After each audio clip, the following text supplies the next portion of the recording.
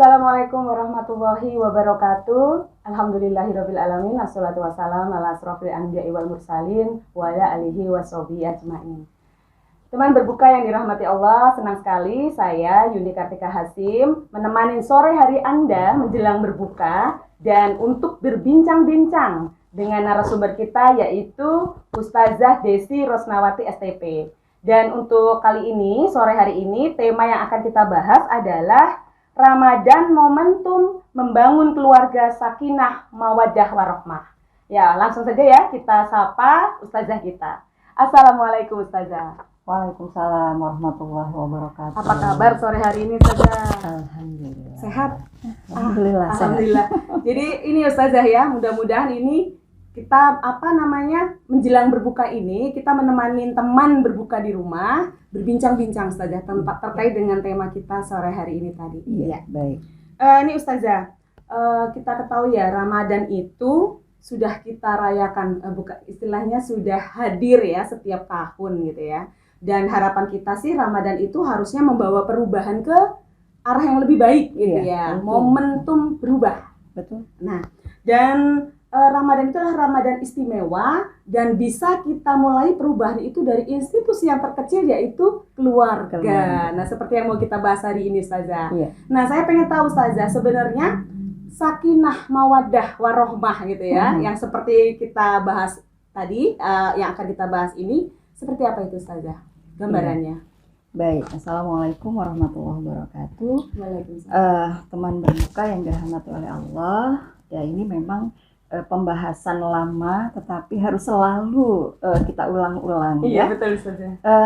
Kalau kita berbicara tentang keluarga sakinah mawaddah warohmah, ini sebenarnya dapat konsepnya ya bisa kita temukan di dalam surat Ar-Rum ayat 21. Insya Allah di hampir setiap undangan pernikahan ya pasti ada selalu dicantumkan ayat ini ya. A'udzubillahi minasyaitonirrajim. Bismillahirrahmanirrahim. Wa min ayatihi an khalaqalakum min anfusikum azwajan litaskunu ilaiha wa ja'ala bainakum mawaddatan warahmah. Ya, itu penggalannya. Jadi di antara tanda-tanda kekuasaan Allah adalah bahwa Allah menciptakan ya pada diri seorang laki-laki ada pasangannya, ada istri-istrinya, litaskunu ilaiha, supaya mereka taskunu kepada para istri tadi ya.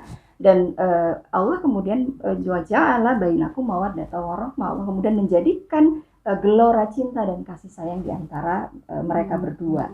Nah, ada yang menarik sebenarnya di dalam ayat ini bahwa ada kata kholako yang pertama, yang kedua ada kata ja'ala. Ya, kholako itu artinya penciptaan, Allah menciptakan, ja'ala itu Allah menjadikan gitu. Allah menciptakan laki-laki, kemudian Allah menciptakan perempuan dari tidak ada menjadi ada. Itu kholako murni perbuatan Allah. Allah yang melakukan, tidak ada campur tangan siapapun.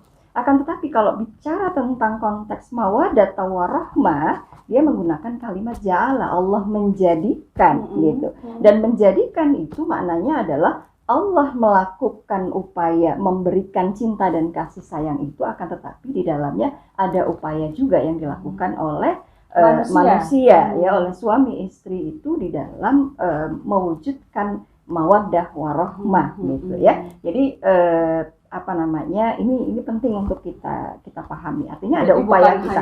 Jadi bukan murni. Betul, artinya ketika kita menikah, kemudian kita ya Allah berikanlah aku sakinah mawaddah warahmah, seakan-akan sakinah mawaddah warahmah itu sesuatu yang jatuh dari langit gitu ya. Itu tidak gitu. Berarti harus ada upaya dari kita untuk mewujudkan itu. Betul, ada upaya gitu. Nah, ini poin yang pertama. Iya, kemudian poin yang kedua yang nanti akan bicara tentang prosesnya itu adalah dikata litaskunu ilaiha. Taskunu ya di dalam kitab An-Nizamul Ijtima'i fil Islam, taskunu itu bermakna tumakninah, ketenangan.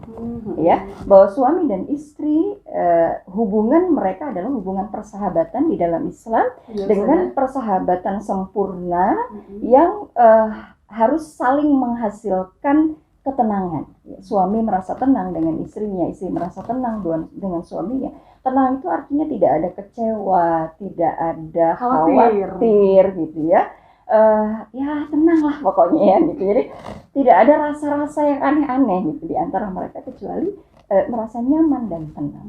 Dan itminan ya, proses ketenangan ini ya hingga tercapai ketenangan atau sakinah ini sebenarnya ada penjelasan syariat Islam mengenai bagaimana mewujudkannya ya, yaitu apa? Ada hukum yang berkaitan dengan hak dan kewajiban ya. Ada dua hal penting ya. Suami punya kewajiban terhadap istri yang menjadi haknya istri, yaitu mahar dan nafkah. Istri punya kewajiban yang harus dia tunaikan kepada suami, yang kewajiban istri itu menjadi haknya suami, yaitu memberikan pelayanan di rumah gitu. Nah, kalau hak dan kewajiban ini berjalan dengan baik ya, suami menjalankan kewajibannya, istri juga menjalankan kewajibannya, berarti suami mendapatkan haknya, istri juga mendapatkan haknya, maka sebenarnya ketenangan itu pasti didapat. Suami akan puas terhadap istri, istri akan puas terhadap suami, gitu ya. Jadi konteks misalnya hak dan kewajiban itu yang pertama adalah nafkah, bahwa suami itu punya kewajiban nafkah, maka ini akan memberikan ketenangan pada istri bahwa dia merasa diurusi, makannya diurusi, pakaiannya diurusi, diperhatikan oleh suami, tempat tinggalnya diperhatikan oleh suami, kesehariannya ya, apakah dia sehat atau tidak, makanannya bagaimana. Jadi batasan menafkahi luas ya saja ya. Nafkah itu pangan, sandang, papan, tempat tinggal, dan itu sifatnya riayah, mengurusi. Artinya suami harus punya kepengurusan setiap saat kepada istrinya. Apakah dia sudah memenuhi terpenuhi semuanya itu atau tidak gitu. Nah, ini nafkah. Nah, sehingga dengan adanya pelaksanaan kewajiban nafkah yang dilakukan oleh suami, ini akan membuat istri merasa tenang gitu ya. Dia merasa puas dengan suaminya gitu. Nah, saya gambarannya gini saja. Ketika suami-suami ini sudah menafkahi ya, tadi terus kemudian para istri ini merasa puas dengan apa yang diberikan oleh suaminya, otomatis saya pikir pelayanan juga kewajiban yang harus dia lakukan kepada suaminya pasti maksimal juga ya saja ya. Iya, selain itu juga sebenarnya memang ada konsepnya juga ya, artinya bahwa istri punya kewajiban melayani suami ya, dan pelayanan di rumah itu adalah hak suami. Nah, ini yang kadang kurang maksimal kita lakukan ya. Apa sih yang disebut dengan melayani suami? Melayani itu artinya melayani. Ketika suami minta untuk makan, disediakan makan, maka istri menyediakan makan, menghidangkan makan. Menyediakan itu bukan berarti sekedar dimasakin ya saja. Betul. Jadi kalau ada suami misalnya, Umi makan dong misalnya begitu, kemudian istrinya mengatakan ya itu loh, ambil aja sendiri ya. Udah dimasakin loh. Udah dimasakin loh gitu. Tidak demikian. Jadi melayani itu adalah kita menghidangkan makanan itu, kemudian menghidangkan piringnya gitu ya, menyiapkan semuanya, kemudian mengambilkan nasinya dan seterusnya, air minumnya, bahkan menemani gitu. Jadi artinya ada pelayanan maksimal yang diberikan oleh seorang istri kepada suami. Dan itu gambarnya saya pernah dengar memang nggak boleh menolak ya saja. Iya. Maksudnya bukan sekedar makan, mungkin pelayanan yang lain juga. Betul. Sampainya kita mungkin lagi ada kesibukan, tetap harus ditinggalkan ya saja. Betul gitu. Hanya kan ini komunikasi ya. Artinya bukan saklek bahwa dalam semua kondisi harus demikian gitu. Karena kembali lagi bahwa hubungan mereka persahabatan. Jadi gitu. komunikasi harus artinya ada. Komunikasinya harus ada, bahwa ketika ada hal-hal yang penting, misalnya kita ada kepentingan menuntut ilmu, kepentingan berdakwah yang tidak bisa ditinggalkan, maka itu tinggal dikomunikasikan dengan baik gitu. Akan tetapi ketika seorang istri itu tidak terhalang oleh apapun, maka pelayanan yang seperti itulah yang wajib dimaksudkan untuk dilakukan, itu menjadi haknya suami gitu. Artinya kalau suami merasa merasa gitu ya, kenapa sih gitu, istrinya ada tapi tidak mau menemani. Kekecewaan itu hati-hati, ini yang menjadi bibit hati-hati ya para istri ya. Tumak ninahnya bisa jadi hilang gitu ya, karena ini bicara hati, tumak ninah itu bicara hati gitu, sehingga ketika itu memang menjadi haknya suami, berikan itu secara optimal. Nah, ini makna dari melayani suami gitu. Berarti melayani itu memang sampai kepada level pelayanan yang terbaik. Nah, sekarang kalau kita membayangkan bahwa di dalam rumah tangga itu ada nafkah yang diberikan oleh suami, istri merasa puas kepada suaminya, merasa tenang, merasa ayem gitu ya. Kemudian suami itu merasakan pelayanan betul yang maksimal dari istri, kemudian dia merasa puas, merasa tenang, merasa tentram terhadap istri, itulah yang disebut dengan tumak ninah. Istri merasa tumak ninah ya, tenang terhadap suami, suami juga tenang, itu yang disebut dengan sakinah. Jadi ini tadi yang diharapkan oleh Allah tadi dengan yang Ustazah jelaskan di awal tadi ya Ustazah ya. Maksudnya ada bukan sekedar pemberian dari Allah, tapi ada campur tangan dari kedua belah pihak suami istri tadi. Mawaddah warahmah itu Allah jadikan mawaddah warahmah, wa ja'ala bainakum mawaddatan warahmah. Maka layak kemudian Allah menghadiahkan kepada kita gelora cinta dan kasih sayang ya. Jadi kalau kita bicara taskunu dulu, supaya taskunu tenang dulu ya, wujudkan ketenangan dulu. Wujudkan taskunu, suami dan istri dan kewajibannya tunaikan dulu dengan baik, maka kemudian Allah akan berikan mawaddah warahmah, makin tua makin cinta gitu ya. Nah ini kebayang saya Ustazah.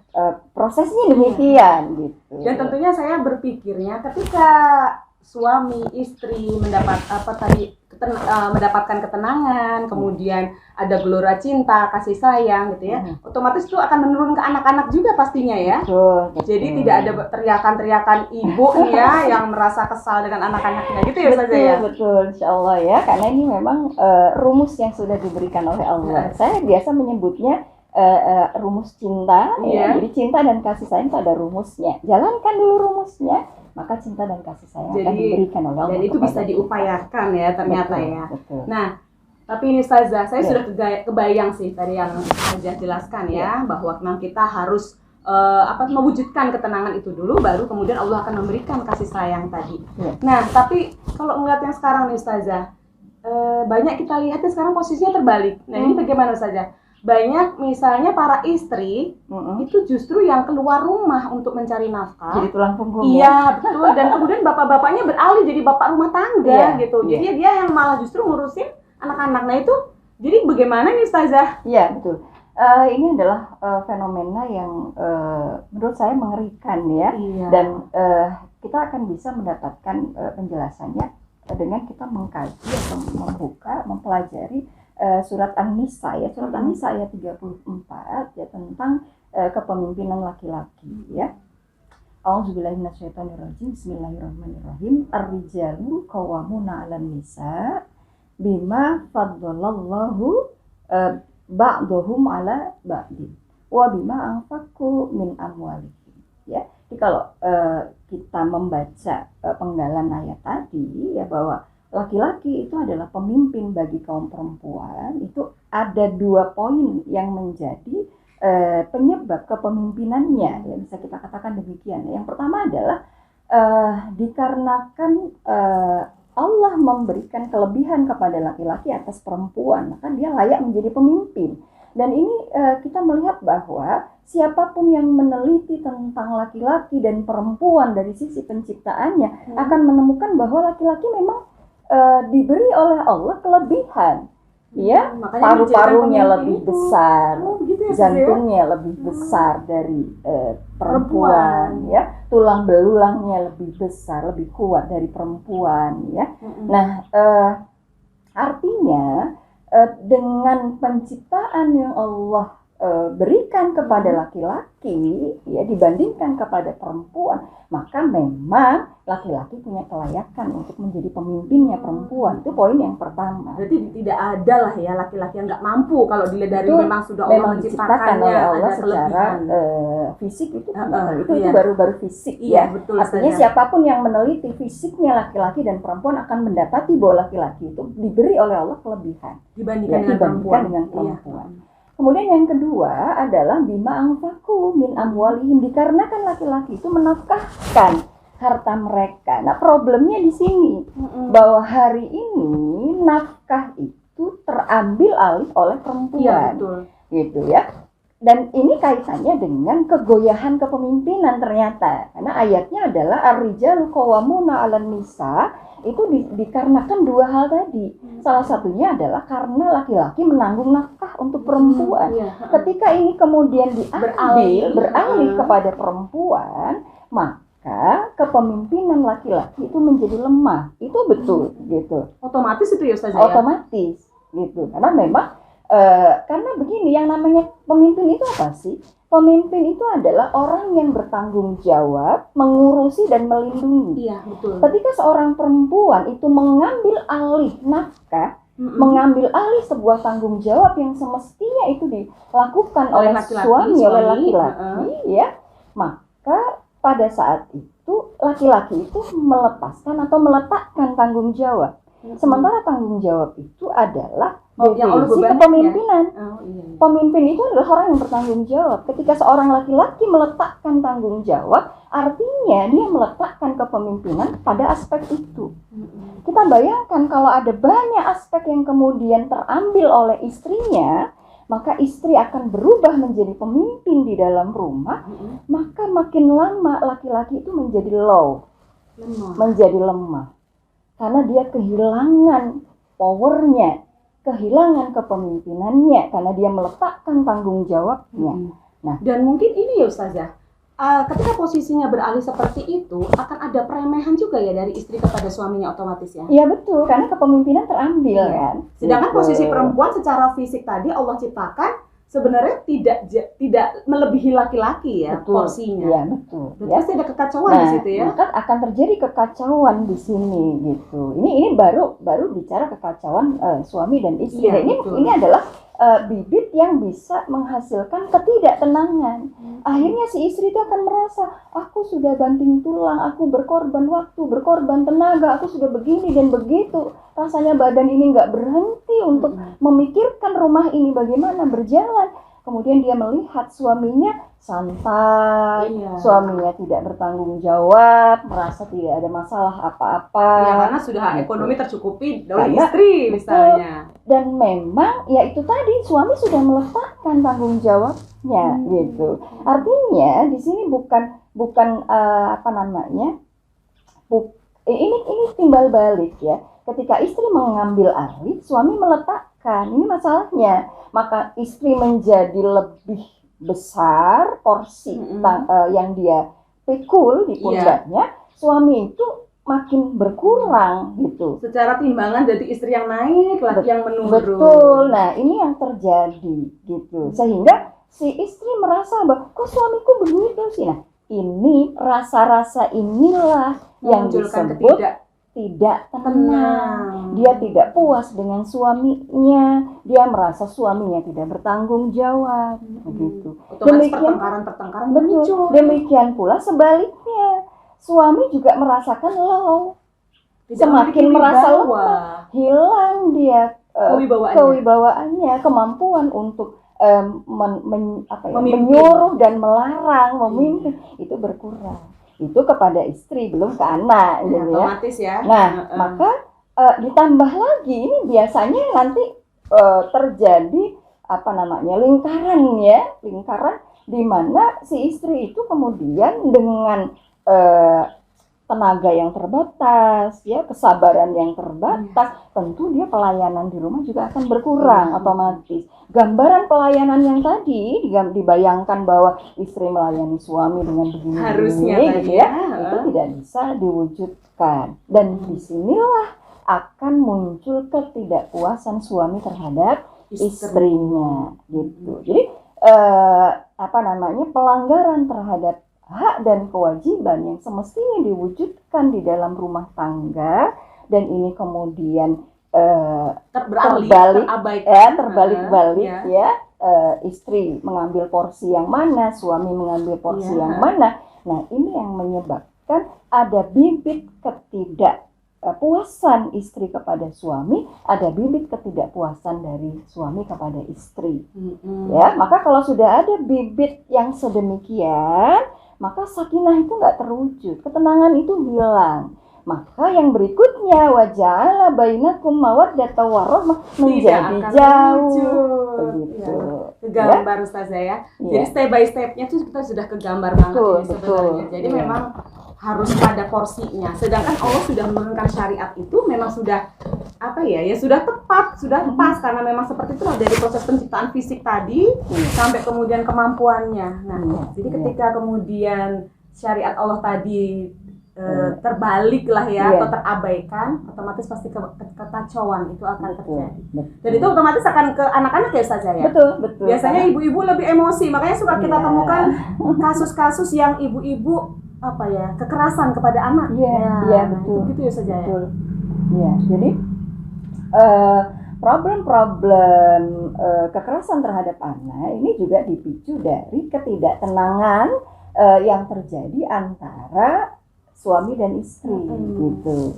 Ini kita belum bicara kasus perceraian ya, artinya keluarga-keluarga yang mengalami problem di dalam penunaian hak dan kewajiban, dan yang kemudian kehilangan sakinahnya, kemudian jauh dari mawaddah warahmah, ini sudah memberikan dampak ya bagi anak-anak, bagi bentukan dari karakter anak-anak gitu. Maka di rumah itu akan tidak tumbuh yang namanya contoh ketaatan, karena sebenarnya ibu itu adalah contoh ketaatan gitu. Nah, ini tidak terjadi.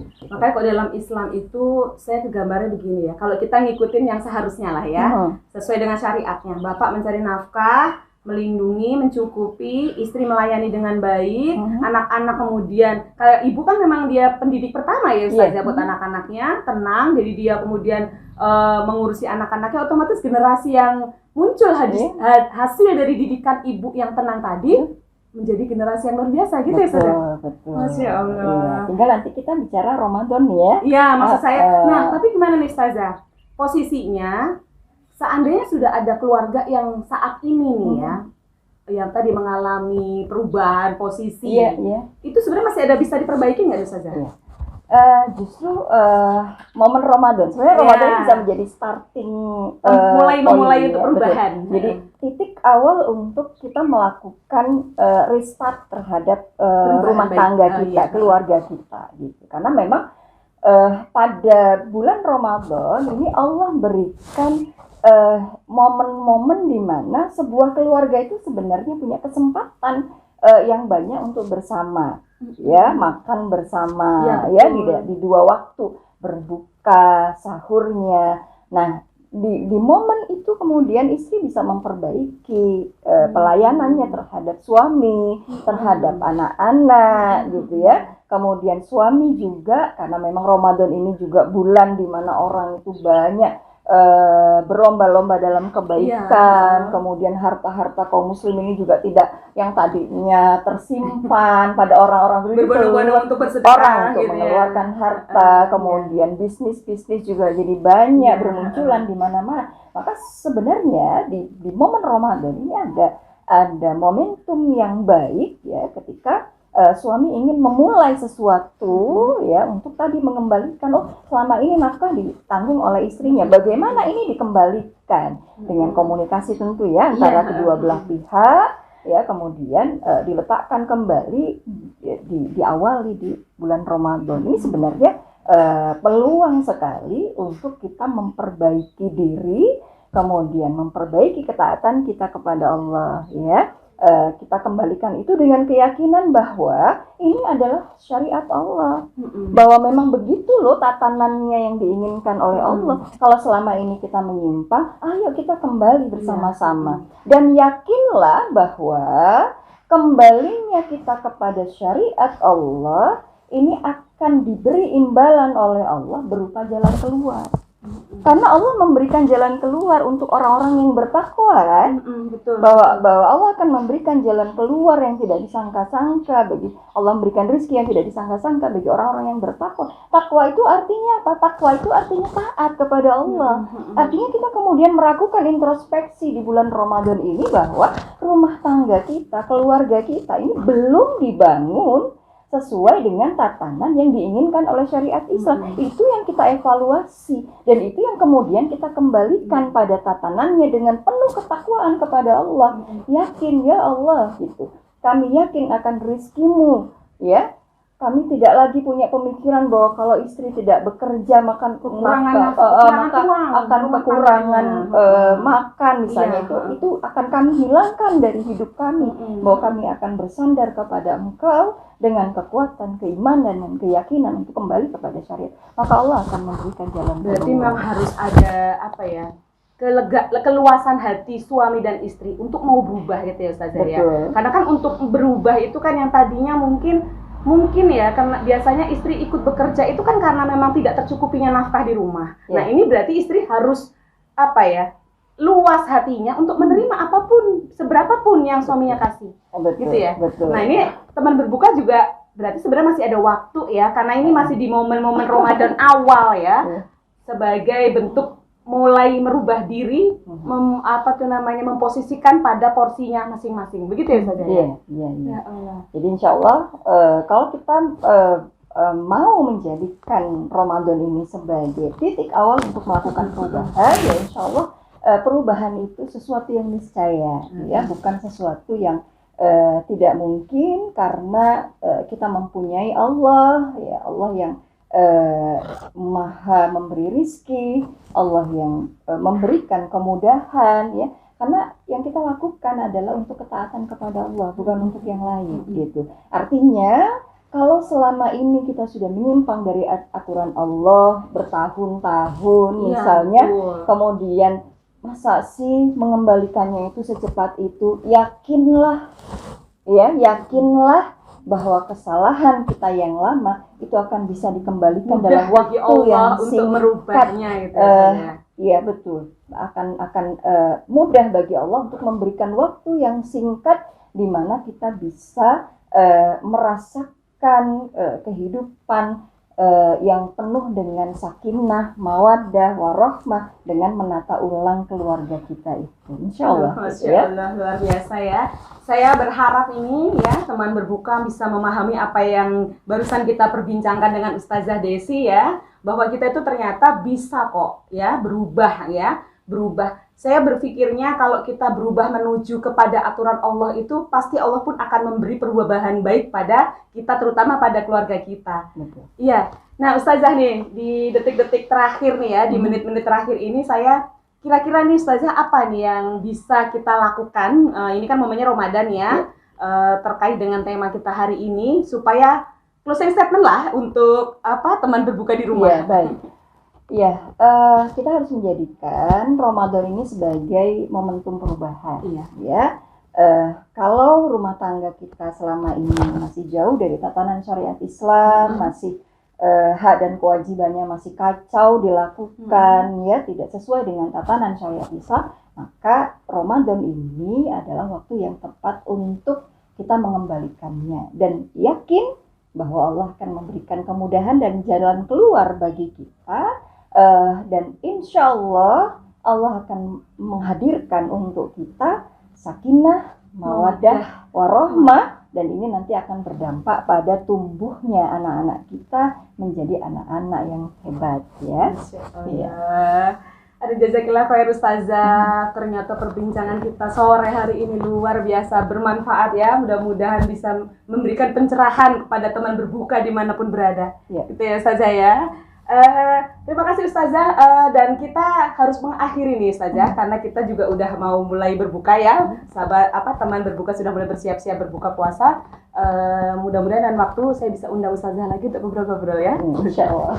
Ya baik teman berbuka yang dirahmati Allah, luar biasa ya perbincangan kita. Hasil dari obrolan kita dengan Ustazah Desi Rosnawati mudah-mudahan bisa membuka pikiran kita. Dan bagi teman-teman ya, teman berbuka dimanapun berada, ketika pada posisi yang mungkin tidak sesuai dengan apa yang disyariatkan oleh Allah, inilah saatnya ya. Ramadan inilah saatnya untuk merubah ya, sebagai momentum awal untuk menuju perubahan, menuju mewujudkan keluarga sakinah, mawaddah, warahmah. Ya, dan akhirul kalam, saya Yuni Kartika Hasim mohon diri. Saya akhiri wabillahi taufik wa hidayah. Wassalamualaikum warahmatullahi wabarakatuh. Waalaikumsalam warahmatullahi wabarakatuh.